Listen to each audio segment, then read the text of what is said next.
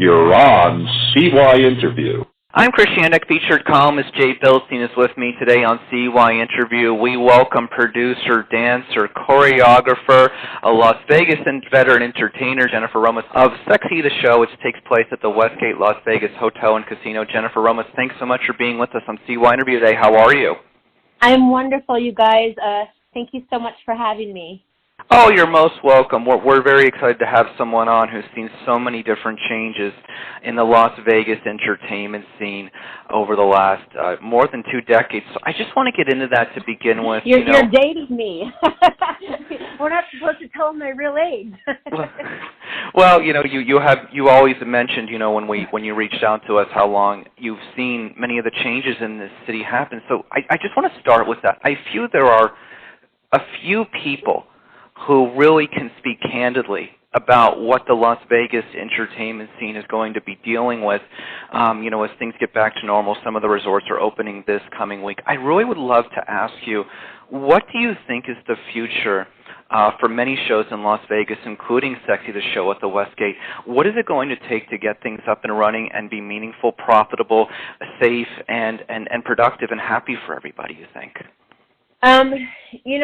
Realistically, and I hate to say this because I don't think anyone has the answers, and no one has a sure-proof plan because we are all faced with the unknown. We're circling in the same storm here, and there are no clear paths as to how this is going to work. I know in conjunction with the Westgate, I keep in close contact with them, which is wonderful. They've been a wonderful support system and family over the course of years, the 5 years, and this time is like no other, of course.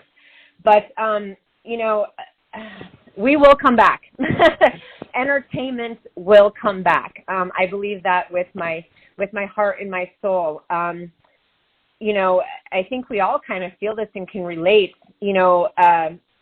Entertainment it gives us life, not only for the performer on stage, and honestly, that is why we do it, because of the feeling we get from a live audience, but also for the world. It unites everybody. A song unites everybody. A dance unites everybody. There's emotions that come with music, and of course, me being a dancer, our bodies tell a story, whatever that story is when we move. So I definitely know, and I feel entertainment is going to come back, hopefully stronger and better than ever. We are obviously faced with what everyone's calling the new norm. I kind of don't like to call it the new norm, but I think we've also seen throughout every kind of catastrophe through the years that there is a silver lining. And if we can all figure out how to get there and to embrace it and grow together and learn together, I think we will come back stronger, stronger and better as a whole and as a team to bring entertainment back. Well, you're out there on the entertainment scene everywhere, all the major events, and everybody knows who Jennifer Romas is in Las Vegas, and you represent the Las Vegas entertainment scene in a way that few others do, with the ability to perform and produce and all the things that you've done over the course of your life here in Las Vegas. I just wonder, looking at all the other events and challenges and things that you've seen in the time that you've been here, shows closing, the Great Recession, and then this, what do you rate this at? Is this the biggest challenge you think for Las Vegas moving forward from what you've lived through while being here? Honestly, yes, 100%, because we're dealing with an unknown. Everyone's dealing with an unknown kind of, speaking of COVID specifically, kind of an unknown enemy. It's like no other. I've got major autoimmune issues, so I'm afraid. I'm afraid to get sick or to carry something without knowing it and get my family sick, or my parents who are in their mid-70s and things like that. So I think that's the biggest scare of all of this. And so, yes, this has not only affected us physically and in general with the deaths and health and all of those things, but financially, economically for the city, I think psychologically as well for people. People are dealing with different things between homeschooling and relationships at home or being alone at home. So there's this kind of hits all areas of just kind of, a catastrophe without, unfortunately, without saying things are blowing up and all of these things or whatever, but it is scary. Oh, no denying. Well, I do want to focus on a few positive things. Of course. We like positives. Yeah. Because there are always positives. There's always light at the end of the tunnel. Yeah, and I know that Jay's going to have a lot of positive things to talk with you about in a minute. But first, let's just discuss, very cool, for people who are fans of Sexxy the show and have seen it in Las Vegas, Sexxy store just debuted. Tell me about that. Yeah, something I've wanted to honestly do for the past 2 years, but other things just kind of kept happening. It's small right now. We started when the show first opened. God Love My Mother kind of came up with the idea of just kind of selling some things, T-shirts or whatnot, some small items after the show. And through the years, it kind of progressed a little bit. And then, ironically, Svetlana Getman, the young lady in my show who does my aerial silks, actually another woman in business. She does all of my printing on all of our hats, T-shirts, tank tops, bags. She does all of the glitter, all of those things. So, which is great because I'm, again, supporting another woman in business, which is amazing. So she kind of does all of that printing for me. And I think specifically because I've been wanting to open the store, and it will grow. But specifically right now, again, with the situation that we're in where, technically no one's pretty much working right now, I kind of went and grabbed all of my inventory from the hotel, and I brought it all home to my house here. It's split right now between my parents' house and my house, and we just kind of, built the back end, which, was very difficult for me because I'm not a computer guru, but set the back end of everything up, and we launched it yesterday, so I'm really excited. We've got Sexxy sanitizers, and we're going to have some awesome masks as well coming out next week. And then, of course, we've got like our normal,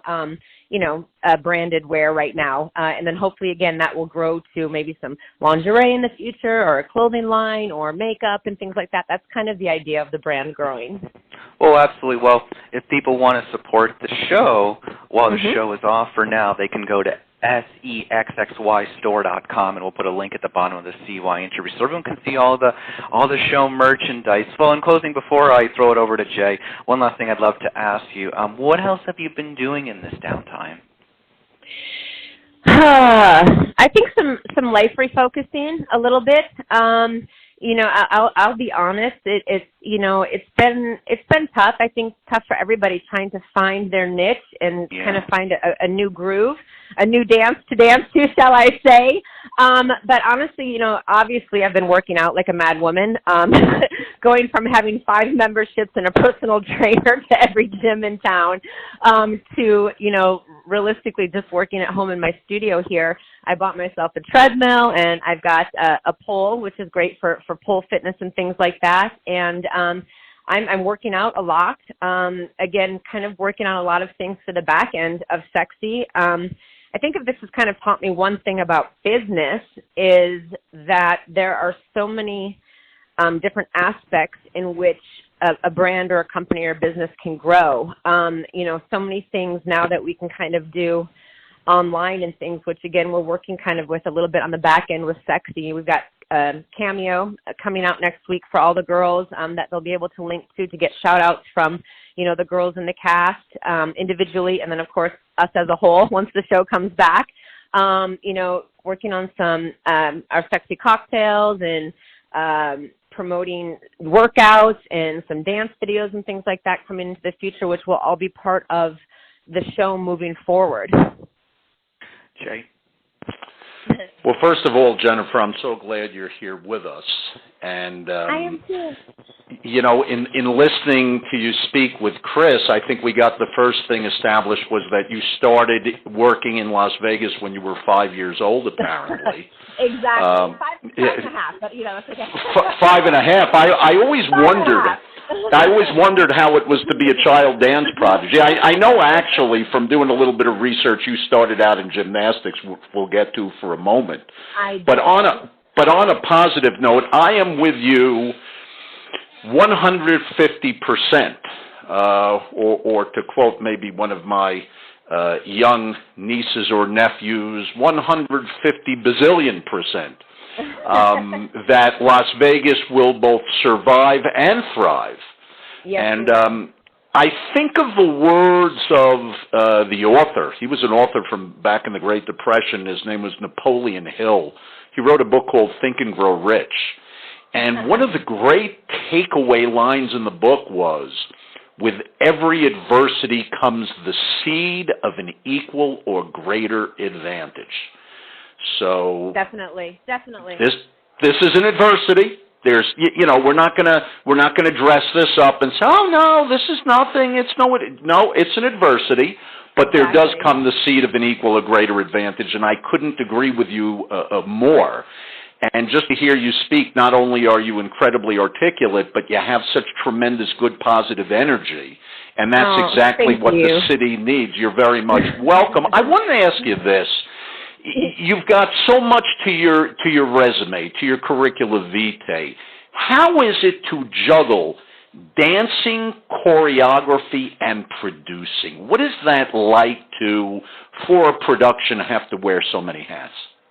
You know what? I will be honest. I'm still learning, and that's okay. I'm still learning. I'm still growing. I'm still trying to become a better person for myself as well, so I can become a better person to inspire others. And I think that's kind of the most important. It is difficult to wear so many hats. Sometimes I don't know where I fit in, if that makes sense.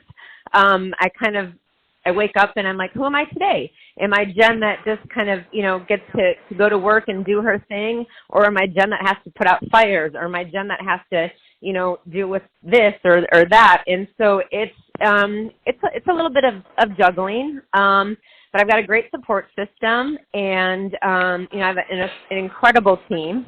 That I do have to say, you know, whether the girls have been with me for 5 weeks or 5 years, which some of them have, everyone who comes through the door there, I consider family. And you know, I stalk all of them before I hire them into the show.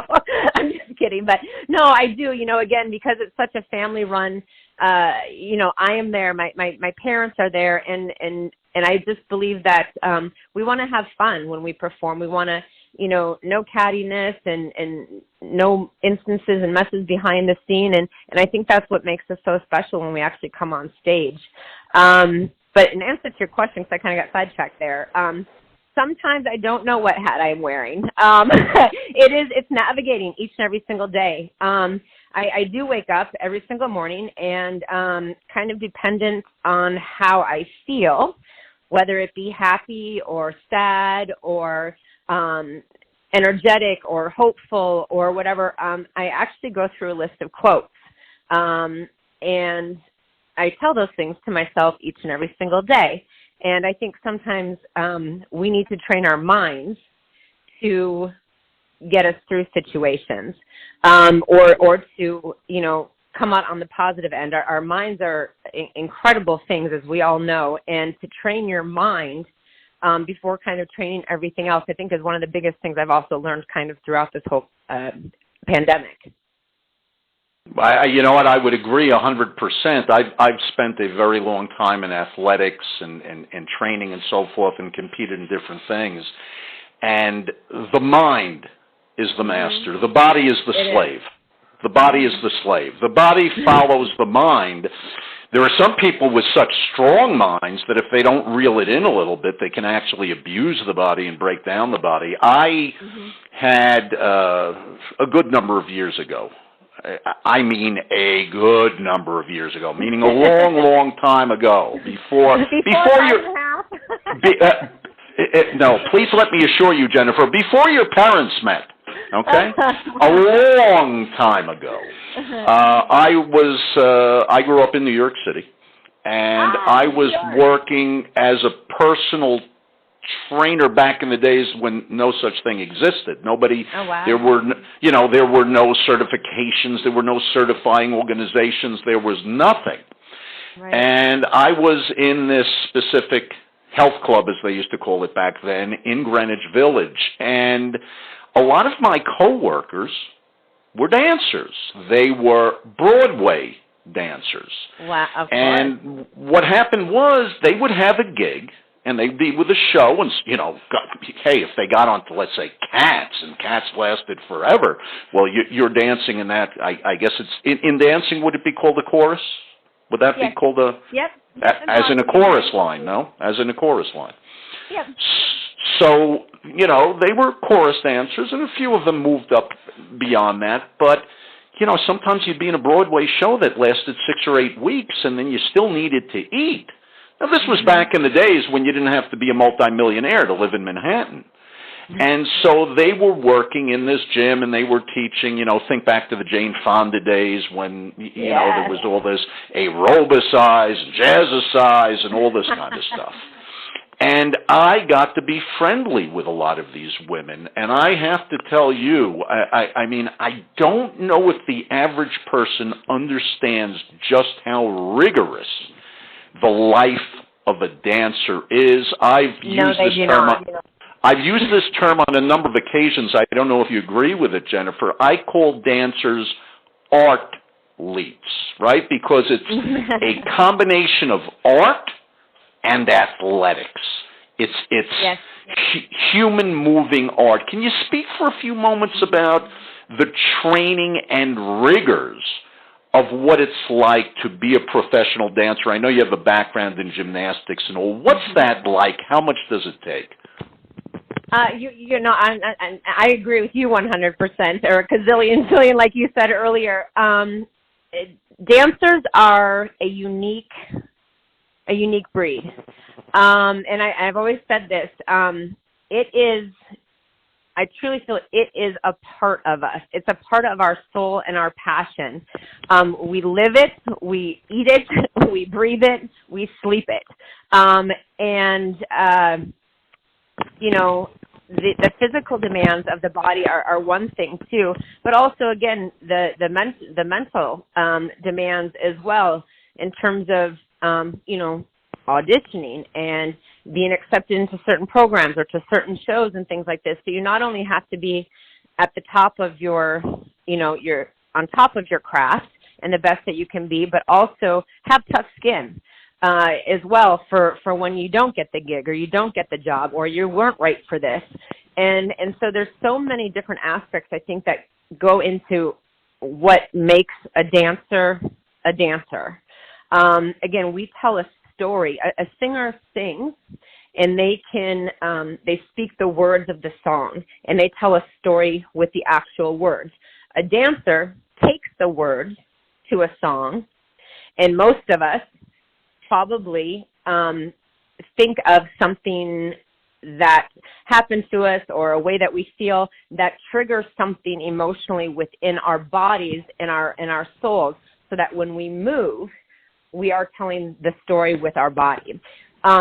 So when that's, a few times throughout my career, that has been taken away from me, where I haven't been able to move or to dance or to perform and things like that. And that's when, again, your mind has to kick in to be able to kind of get you through that. It's a great, it's an interesting pain, I feel, for a dancer when you can't dance, whether you're injured or hurt, again, because our body is our tool. We have to feed it right. We have to get rest. We have to drink water. We can't just keep going, or we can keep going, but we will burn out unless we take those precautions and treat ourselves well. We have a lot of people who are very interested in health and fitness here on CYInterview. Mm-hmm. You used a term earlier about training at home. You said working out like a mad woman, and that resonated with me. I have, thank goodness, a gym in the house. And so I've got a pull-up station and a dip station, and I've got an Olympic barbell, and I've got dumbbells and all this kind of good stuff. And one thing, though, that I never got a treadmill because, I said, I want to force myself to go to the gym. I have the stuff to work out at home as a backup, but, nobody wants to be a fitness shut-in. And getting to the gym a lot of times is good. You see what other people are doing. It can give you motivation, especially for those of us who've been at this a very, very long time. And so I didn't get a treadmill, but I have something called a Schwinn Airdyne bicycle. I don't know if you're familiar with it. Yes. It's an arms, and some people call it the misery machine or Satan's tricycle. It is a arms and legs bicycle, and it's got this big fan, and the harder you push it, the harder it gets. I love it. And so I've been training at home, and as you were talking, I said, I really ramped up my training because I'm basically quarantining myself. Do you have any tips for those of us who like to work out and may even have a tendency to work out like a mad person? How do you deal with cumulative fatigue from training and performing? You've got to be dealing with this all the time when you're out there and you're performing, and then you've got to go to rehearsal and you're working out and all. How do you manage cumulative fatigue from training and performing? That's actually a very good question. Again, our body is our tool, and we have to take care of our tool.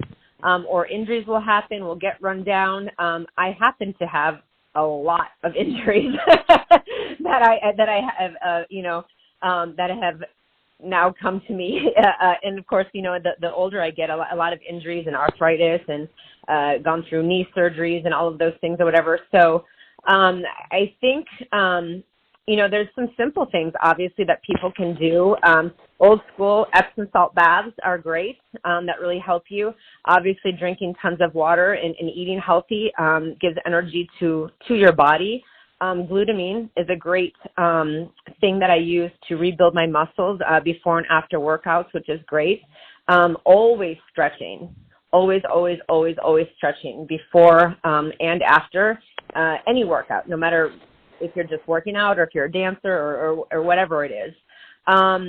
Rest, and I think that's the hardest thing. Your body, your body, and that's one thing, again, I've learned just recently in the last, just injuries, I just kept getting injured and things like that, and I was like, oh my gosh, why is this happening? And it's like, well, I don't rest.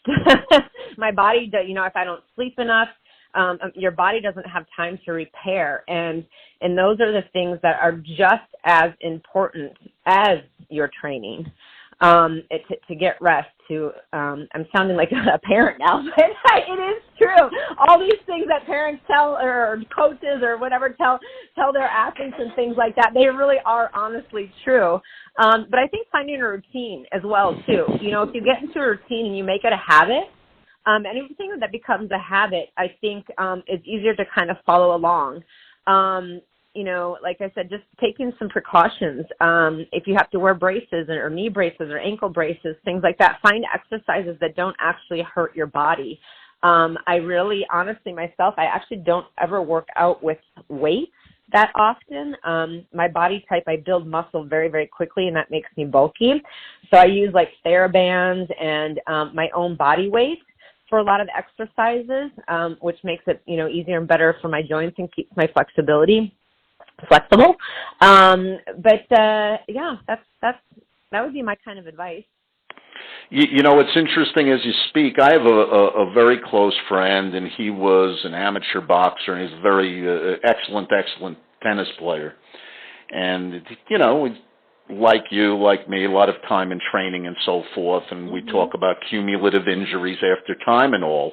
And sometimes I'll tell him some boneheaded thing I've done. Like, for example, at one point in time, I don't know, I said, all right, I'm going to go out and set a new mark for myself in pull-ups. And so I kind of felt tired and injured doing pull-ups, pain in the elbow and so forth. So what I did was I said, I know how to fix this.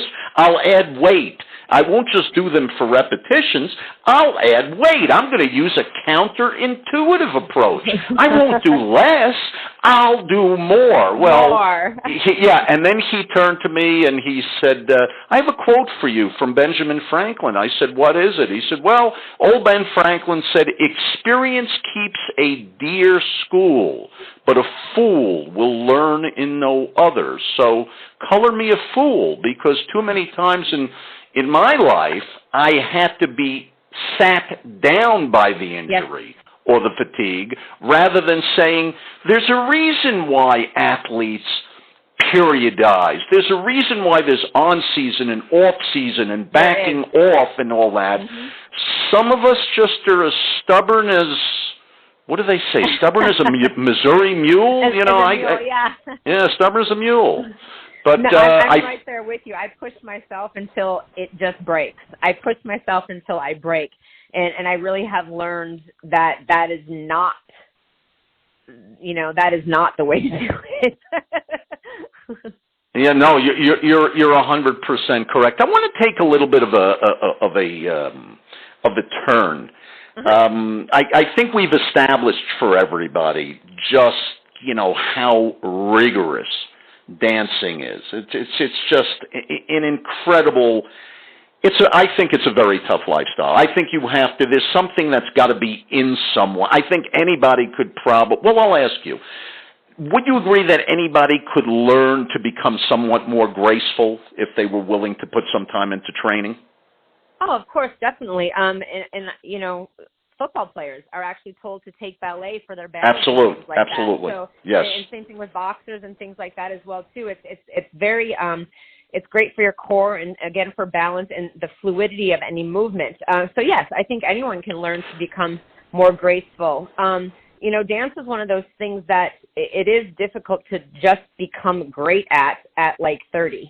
Like, you know what I mean? Like a lot of, almost all dancers and performers that I know started when they were young.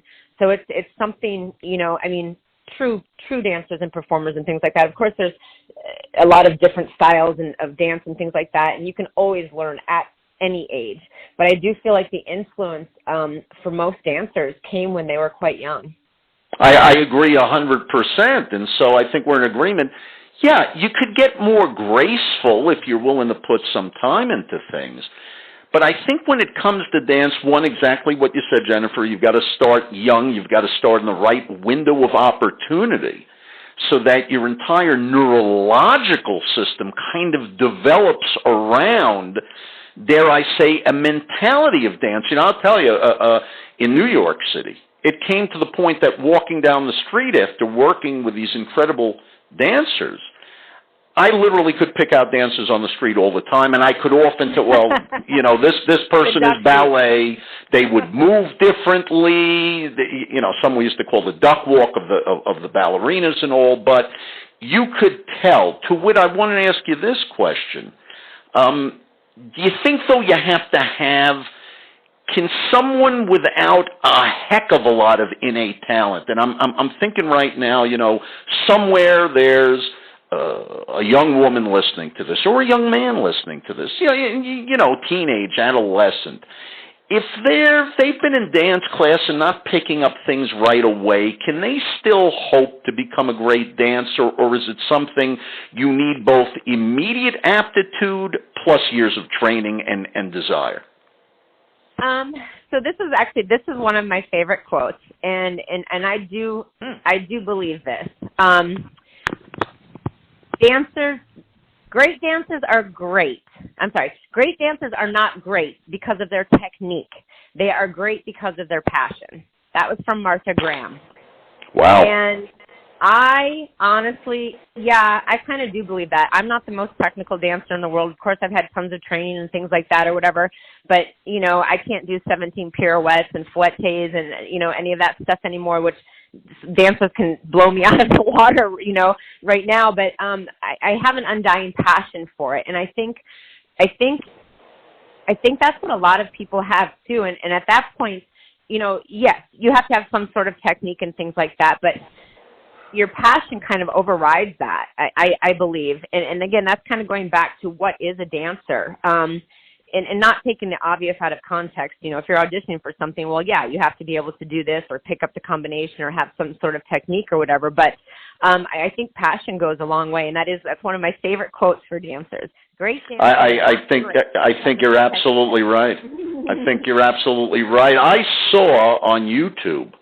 I haven't had the pleasure and honor yet of seeing you dance in person, but I saw on YouTube, I believe, you did a routine. It was, and I think it was Dame Shirley Bassey in this particular one who was singing "Big Spender," and an absolutely mesmerizing performance. Which kind of brings me to another question: do you think that because you are beautiful, because your colleagues are beautiful, because they have great aesthetics and all, that sometimes the skill, the passion, the work, and the training are kind of, I don't want to say drowned out, but it's kind of like Brad Pitt in acting. Brad Pitt is actually quite a good actor.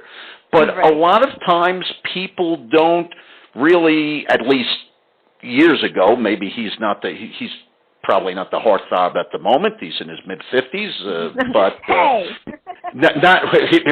listen. First of all, you're 25, and second of all, at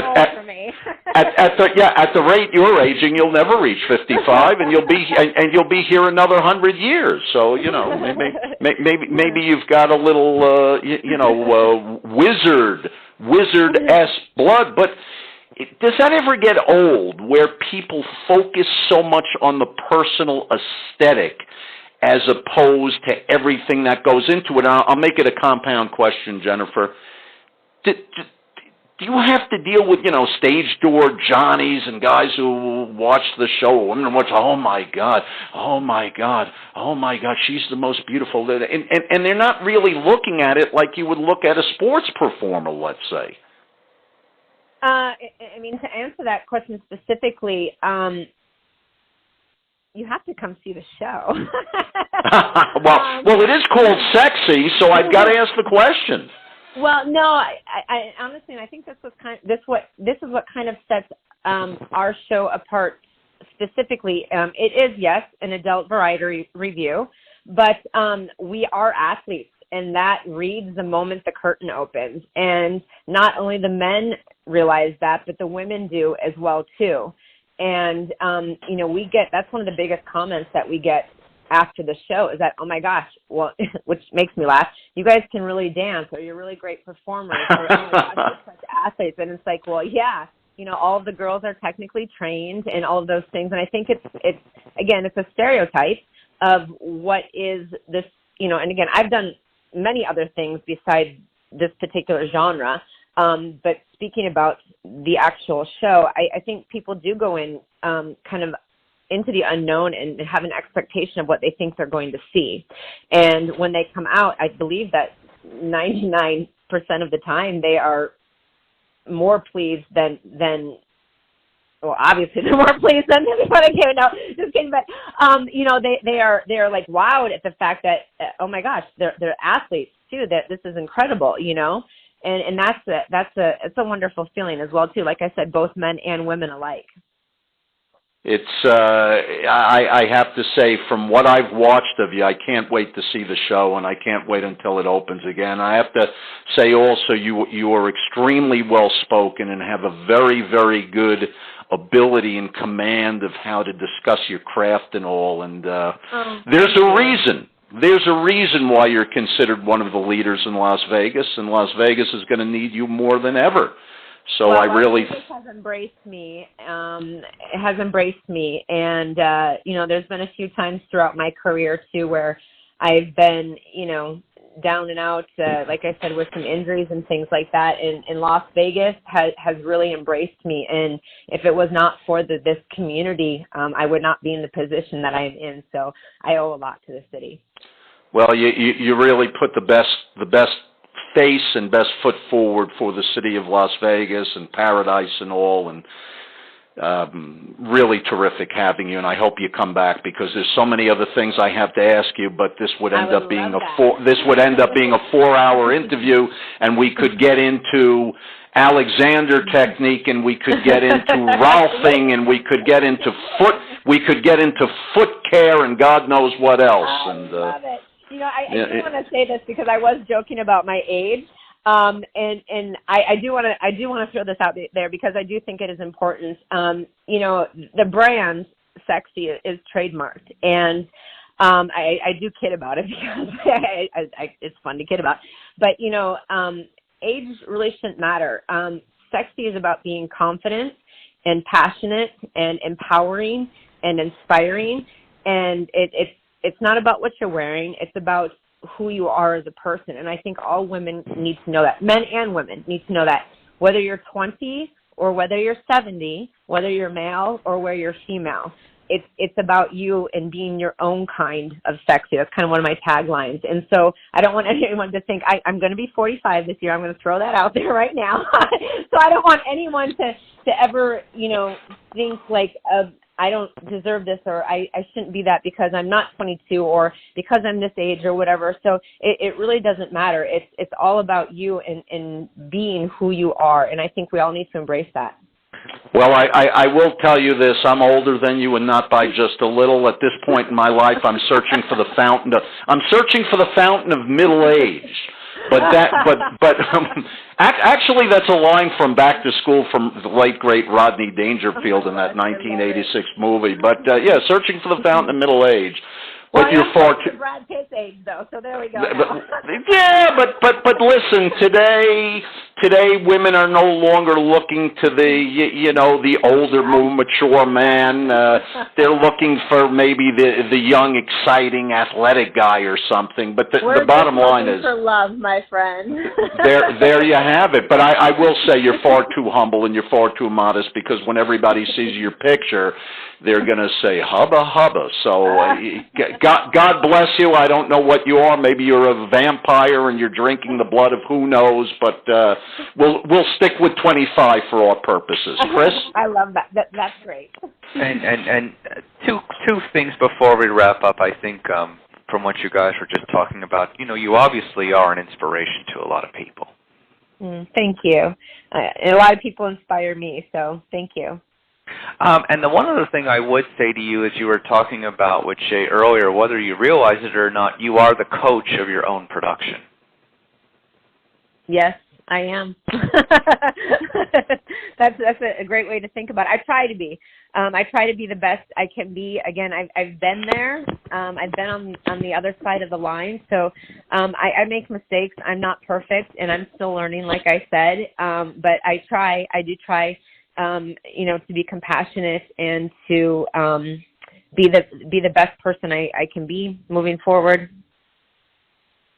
Oh, absolutely, no denying that. So when it gets to be back open, Sexxy the show at the Westgate Las Vegas Resort and Casino, come see Jennifer Romas and the lovely ladies of Sexxy. We really appreciate you. So in closing, for producer, choreographer, dancer Jennifer Romas, featured columnist Jay Bildstein, and CYInterview, I'm Christian.